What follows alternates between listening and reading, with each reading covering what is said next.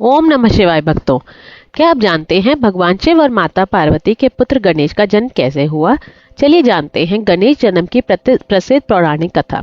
भगवान गणेश के जन्म की कथा सनातन धर्म की सबसे लोकप्रिय कथाओं में से एक है।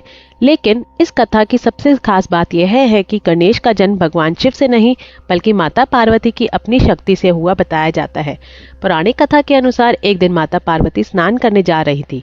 वे चाहती थी कि जब तक वे स्नान करें कि कोई भी उनके निजी स्थान में प्रवेश ना करे।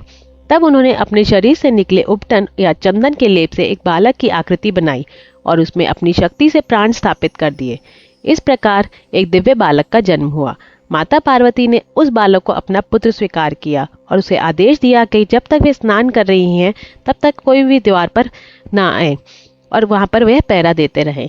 बालक ने अपनी माता की आज्ञा को अपना कर्तव्य मान लिया। कुछ समय बाद भगवान शिव वहां पहुंचे। वे माता पार्वती से मिलने के लिए अंदर जाना चाहते थे, लेकिन द्वार पर खड़े बालक ने उन्हें रोक दिया।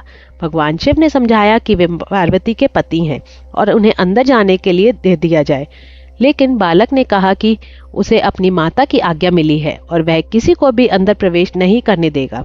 इस प्रकार भगवान शिव और उस बालक के बीच संघर्ष की स्थिति उत्पन्न हो गई। बालक ने अपनी पूरी शक्ति से माता की आज्ञा का पालन किया।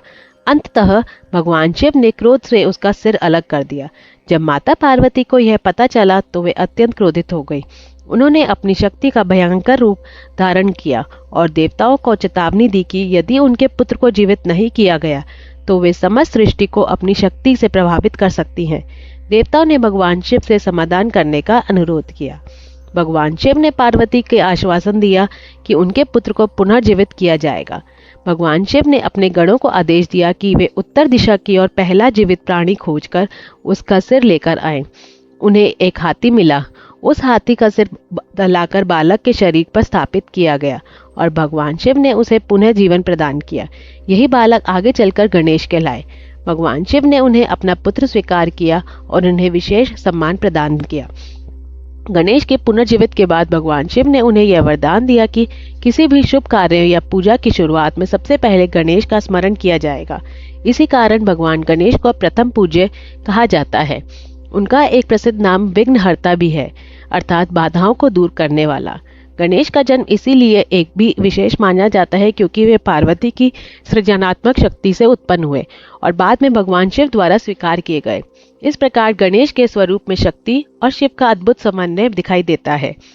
गणेश की एक नई नाम इस कथा से जुड़े हैं गणेश, गणपति, गजानन, एकदंत, लंबोदर और विघ्नहर्ता। उनके हाथी के सिर को बुद्धि, विवेक और स्मरण शक्ति का प्रतीक भी माना जाता है। गणपति बप्पा मोरया। हर हर महादेव। जय मां पार्वती।